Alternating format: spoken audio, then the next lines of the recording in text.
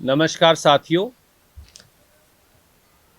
आए दिन हरियाणा में जिस प्रकार से युवाओं के भविष्य को अधर में छोड़ा जा रहा है, जिस प्रकार से हरियाणा के युवक और युवतियों के भविष्य को बीच चौराहे बुलडोजर से रौंदा जा रहा है, उसके लिए अब जिम्मेवारी तय करने का समय आ गया है। ऐसा लगता है कि एचपीएससी और एचएसएससी हरियाणा के युवाओं का रिजेक्शन कमीशन है, सिलेक्शन कमीशन नहीं। क्योंकि भाजपा की सरकार को, श्रीमान नायब सैनी को हरियाणा के युवाओं के अंदर कोई गुण, कोई शिक्षा, कोई हुनर, कोई काबिलियत नजर ही नहीं आती। 10-10 साल भर्तियां चलती हैं और उसके बाद हरियाणा के किसी युवा को भर्ती के योग्य ही नहीं माना जाता। जो कल रिजल्ट आया है पीजीटी कंप्यूटर साइंस का, उसने तो पूरे हरियाणा के बच्चे बच्चे को चौंका दिया। 2019 में यह इश्तहार निकाला, फिर इसे री इश्तहार निकाला, 2026 में भर्ती हुई। 1171 पीजीटी कंप्यूटर साइंस की पोस्ट हैं। 5100 उम्मीदवारों ने अप्लाई किया और 1171 में से भर्ती कितने हुए? मात्र 39। और रिजेक्ट कितने हुए? 5061। ये मैं नहीं कह रहा, ये वो रिजल्ट है जो हरियाणा पब्लिक सर्विस कमीशन ने जारी किया है। ये दर्शाता है हरियाणा के युवाओं की दर्दनाक कहानी और भाजपा की जबानी। हमारे बड़े सीधे सवाल हैं। हरियाणा का युवा माननीय नायब सैनी जी आपसे पूछना चाहता है, क्या हरियाणा के बच्चे केवल चपड़ासी और क्लर्क लगने के लिए हैं? क्योंकि वो एचसीएस की भर्ती हो, असिस्टेंट प्रोफेसर की भर्ती हो, पीजीटी की भर्ती हो, वहां तो आप समझते हैं कि हरियाणा का कोई युवा योग्य ही नहीं। तो हरियाणा के युवाओं को बोल दीजिए ना बीजेपी के लोग कि भैया क्लर्क और चपड़ासी से ऊपर अप्लाई मत किया करो, क्योंकि तुम्हारे लिए हरियाणा में कोई जगह नहीं बची। दूसरा, 8 साल हो गए, 8 साल से यह भर्ती चल रही थी। 2019 में पहला इश्तहार निकाला, फिर इश्तहार निकाला, 26 में भर्ती हुई। 1171 पोस्ट पे 39 ही भर्ती हो पाई। तो जिस बच्चे ने अपनी सेहत, अपना समय, अपना परिवार, अपना हुनर, अपना गुण सब कुछ लगा दिया, मैं नायब सैनी जी आपसे पूछता हूं, बीजेपी के लीडर साहिबान से पूछता हूं, आज वो बच्चे, वो लड़के लड़कियां कहां जाएं? वो तो ओवर एज हो गए होंगे उनमें से हजारों। तो वो कहां जाएं? किसके मत्थे लगें जाकर? तीसरी बात, आप हरियाणा के युवाओं को हर रोज बहकाते हैं नायब सैनी जी। खट्टर साहब ने और आपने हरियाणा के युवाओं को बरगलाने को प्रोफेशन बना लिया है। कभी सोशो इकोनॉमिक क्राइटेरिया के नाम पर, अगर और छोटी पोस्ट हो तो सीईटी के नाम पर। 6-7 साल बाद सीईटी का एग्जाम हुआ। इसी प्रकार से अब कह दिया कि एचसीएस हो या दूसरी क्लास 1, क्लास 2 की पोस्ट हो, पेपर पैटर्न यूपीएससी की तर्ज पे होगा। तो अब पेपर पैटर्न के नाम पर भर्ती कभी होगी ही नहीं। तो बोल दीजिए ना कि ये लॉलीपॉप जो भर्ती का है वो 2029 के चुनाव से 6 महीने पहले ही मिलेगा, क्योंकि हरियाणा के युवाओं को नौकरी नहीं, लॉलीपॉप दे रही है बीजेपी। चौथा, असिस्टेंट प्रोफेसर में भी आपने ये किया था। 600 से ज्यादा पोस्टें थी, हजारों बच्चों ने अप्लाई किया, भर्ती हुए केवल 151।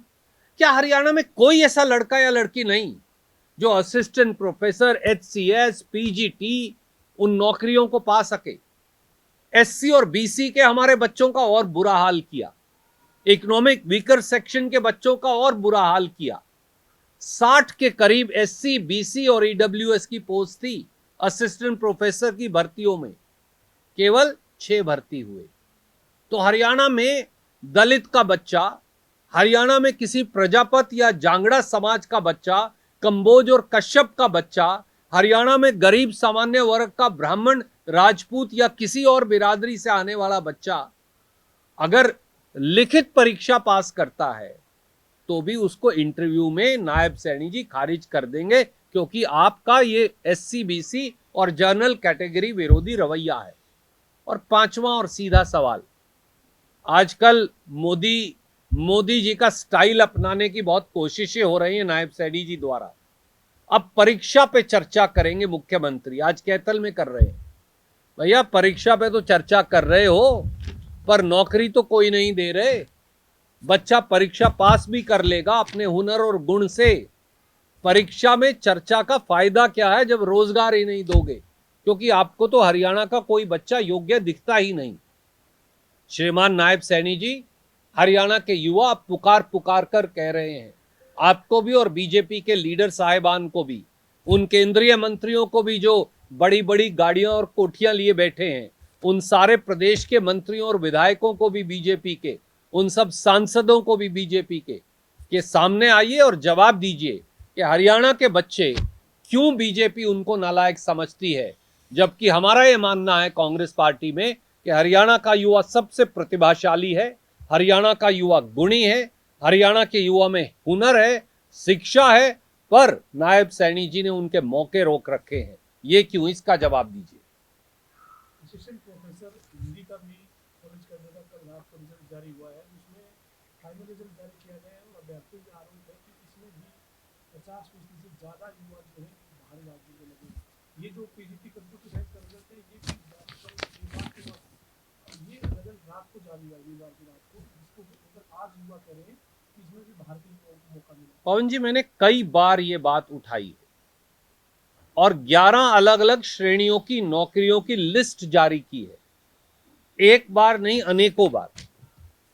श्रीमान नायब सैनी जी को हरियाणा का बच्चा तो काबिल लगता नहीं, वो तो चेयरमैन भी बिहार से लाकर लगाते हैं भर्ती बोर्ड का।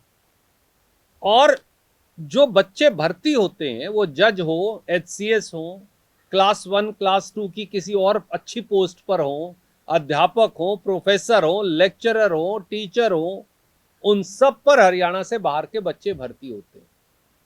हरियाणा अकेला ऐसा प्रांत है जहां जर्नल नॉलेज में हरियाणा का कोई सवाल नहीं।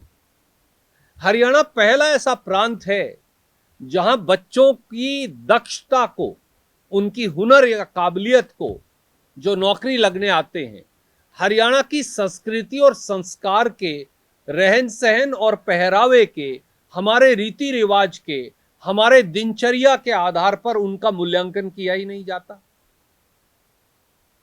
अगर आप जाएं महाराष्ट्र में तो न केवल मराठी जानना अनिवार्य है, परंतु वहां का भौगोलिक और सामाजिक परिवेश जानना भी आवश्यक है।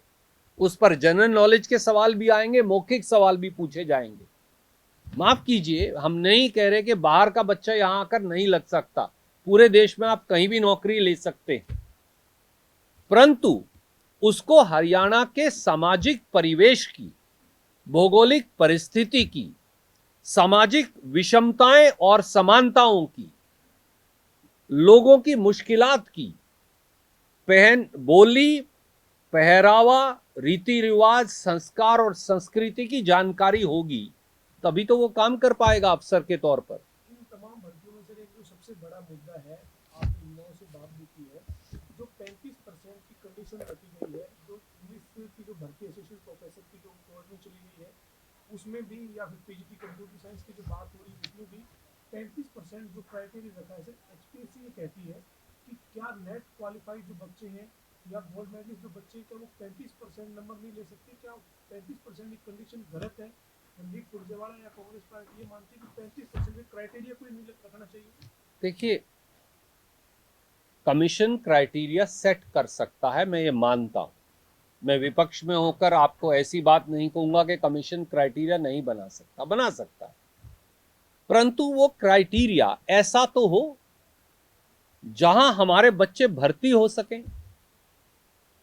अगर कोई बच्चा पीएचडी है, ये जो बच्चे धरने पर बैठे हैं इनमें से अनेकों बच्चे पीएचडी हैं, मुझे मिले भी थे, नेट पास हैं, फर्स्ट क्लास फर्स्ट हैं, एक दो बच्चा गोल्ड मेडलिस्ट भी है, तो आप उनको फेलियर कह रहे हैं।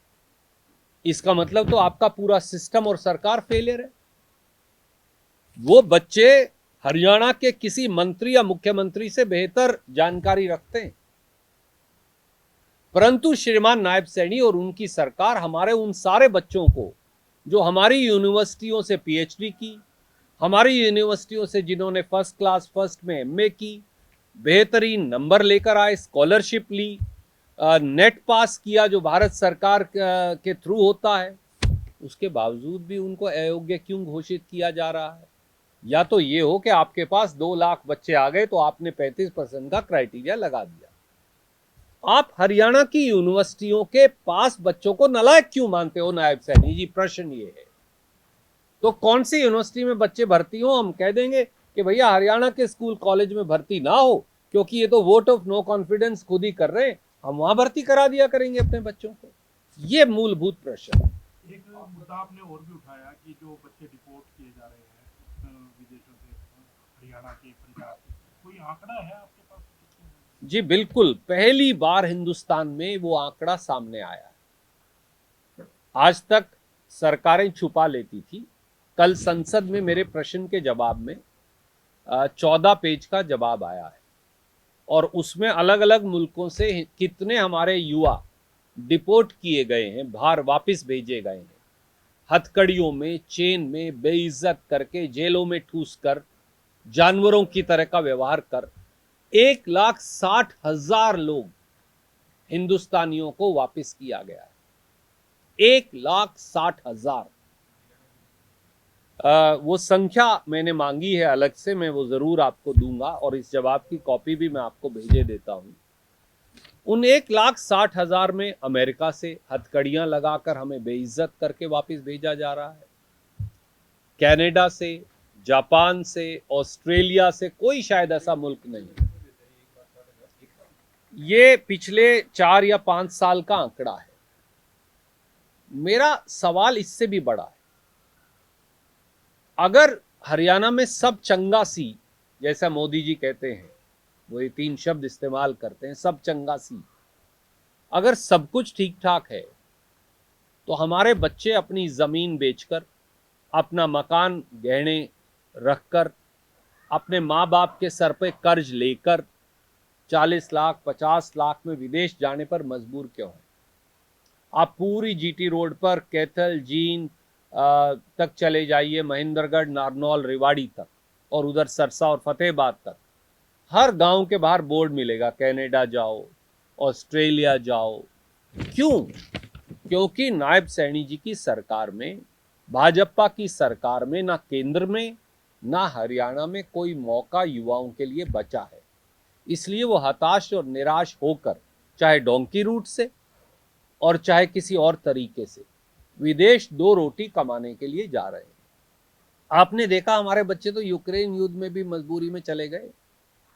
इजराइल में जब लड़ाई हो रही थी तो 11,000 रुपया में हमारे बच्चे खुद नायब सैनी जी ने भेज दिए, 11 और 15,000 में।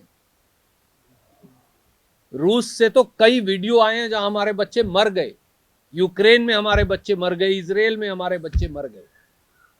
पहले 40 लाख 50 लाख रुपया देकर बेटा को बाहर, बेटे को या बेटी को बाहर भेजो, और फिर 40 लाख रुपए देके उनकी लाश लेकर आओ। यही विडंबना। और फिर 2-2 महीने, 1-1 महीना शव वापस नहीं आता।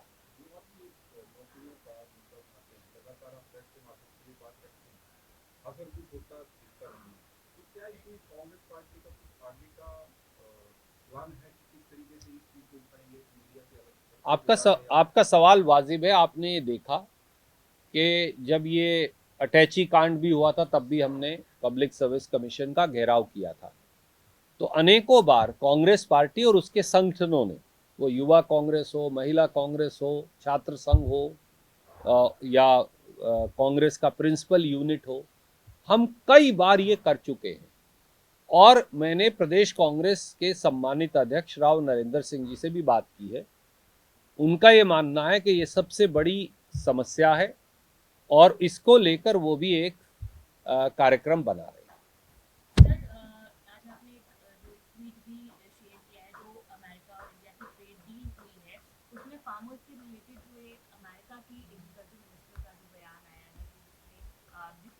डील के थ्रू अमेरिका के जो एग्रीकल्चरल प्रोडक्ट्स हैं वो इंडिया में भारत में किसानों को जो है वो ज़्यादा दामों में बेचे जाएंगे, तो क्या आप इसका असर मानते हैं? क्योंकि बीजेपी तो इस ट्रेड डील को किसी और तरीके से भी प्रोजेक्ट करती है। लेकिन आज बीजेपी का भी बयान आया है कि किसानों का कोई इसमें ट्रेड डील में नहीं हुआ है और कोई वो डेयरी प्रोडक्ट्स हैं उनको भी इससे दूर रखा है। आदरणीय मित्र, बात बड़ी सीधी है। हमारा मुल्क अन्य मुल्कों से समझौता करता है व्यापार का, इसमें कोई दो राय नहीं है। परंतु अमेरिका और भारत का द्विपक्षीय व्यापार समझौता हिंदुस्तान के किसानों के पेट पर लात मारने वाला है। अमेरिका और भारत का द्विपक्षीय व्यापार समझौता हिंदुस्तान के किसान और खेत मजदूर की आजीविका, रोजी रोटी, खेत कल्याण पर एक बहुत बड़ा घातक हमला है। और मैं ऐसा क्यों कह रहा हूं? पहले अमेरिका के राजदूत ने ट्विटर के माध्यम से हमें सूचित किया कि अमेरिका के राष्ट्रपति और हिंदुस्तान के प्रधानमंत्री की बातचीत हुई है और बहुत जल्दी इस पर खुलासा होगा।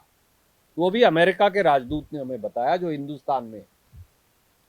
उसके बाद अमेरिका के राष्ट्रपति ने हमें बताया लिखित तौर से, ट्रूथ सोशल पर जहां वो लिखते हैं कि हिंदुस्तान के प्रधानमंत्री की प्रार्थना पर, रिक्वेस्ट पर हिंदुस्तान और अमेरिका का द्विपक्षीय समझौता हुआ है, जिसके तहत जो अमेरिका हिंदुस्तान को भेजेगा सामान उस पे तो 0% टैरिफ होगा और जो हिंदुस्तान अमेरिका को भेजेगा उस पे 18% होगा।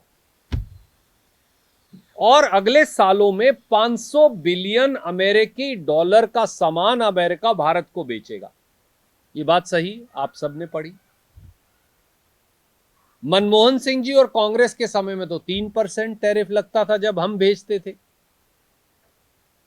अब 18% लगेगा। आप बोलते हैं ताली बजाओ, और वो जो भेजेंगे वहां 0% लगेगा। ये किस प्रकार का? कांग्रेस के समय से उसे SNDT बोलते हैं हम, सेलेक्टिव एंड डिफरेंशियल ट्रीटमेंट, यानी जो डेवलपिंग कंट्रीज हैं हमारे जैसी वो ज्यादा टैरिफ लगाएंगी आयात पर, और जो डेवलप कंट्रीज हैं अमेरिका जैसी वो कम टैरिफ लगाएंगी जब उनको हम निर्यात करेंगे। इन्होंने उल्टा कर दिया और कहते हैं ताली बजाओ। अमेरिका के राष्ट्रपति के लिखने के फौरन बाद अमेरिका की कृषि मंत्री ये कहती हैं कि अब भारत का कृषि अमेरिका के कृषि उत्पादों के लिए भारत का बाजार खुल गया। कल रात को जो उन्होंने कहा वो और चिंताजनक है। अमेरिका की कृषि मंत्री ने 3 बातें कही कि अमेरिका और भारत के द्विपक्षीय समझौते के तहत भारत का बाजार अमेरिका के कृषि उत्पादों के लिए खुला रहेगा। दूसरा, भारत के किसान को दी जाने वाली सब्सिडी जो थोड़ी बहुत मिलती है उसका भी रिफॉर्म होगा, यानी वो भी उसका भी बंटाधार हो जाएगा। तीसरा, ये अमेरिका की कृषि मंत्री कह रही है भारत के लिए कि भारत ने जो टैरिफ लगा रखे हैं ताकि विदेश का एग्रीकल्चर सामान ना आए और हमारे 72 करोड़ किसानों की आजीविका ना जाए, वो ट्रेड के जो टैरिफ बैरियर हैं वो हटा दिए जाएंगे। अमेरिका की कृषि मंत्री हमें बता रही है कि हम क्या करेंगे। हमारे विदेश मंत्री से जब ये सवाल किया गया वो बोलते हैं भैया मुझे तो पता नहीं है कुछ भी, आप पीयूष गोयल से पूछो, वो कॉमर्स मिनिस्टर हैं, वाणिज्य मंत्री हैं। पीयूष गोयल से हमने पूछा जब वो राज्यसभा में आए, उन्होंने कहा बस मैं तो ये 8 लाइन की स्टेटमेंट पढ़ सकता हूं, सवाल कोई जवाब नहीं दूंगा। तो ये हो क्या रहा है? वो ये कह रहे हैं कि वो अपना सामान खेती का हमारे यहां बेचेंगे, और अमेरिका क्या देता है हमें ये भी जान लीजिए।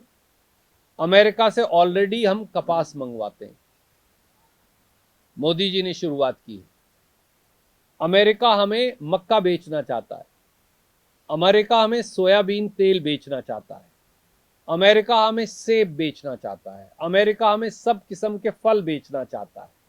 अमेरिका हमें अखरोट, बादाम और पिस्ता ये बेचना चाहता है, अमेरिका हमें गेहूं बेचना चाहता है। भैया जब ये सब अमेरिका से आएंगे तो हमारे किसानों का क्या होगा?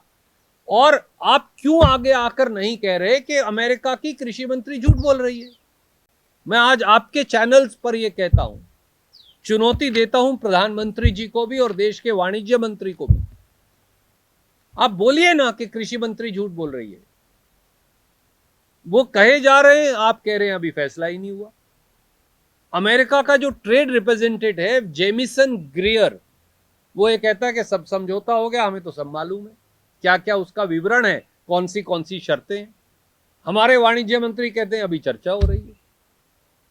तो आप बोलिए कि झूठ बोल रहे हैं। इसलिए हिंदुस्तान के किसान के मन में शंका है कि उसकी रोजी रोटी को बेच दिया गया है। एक तरफ से पीएम ने कहा कि गांधी परिवार ने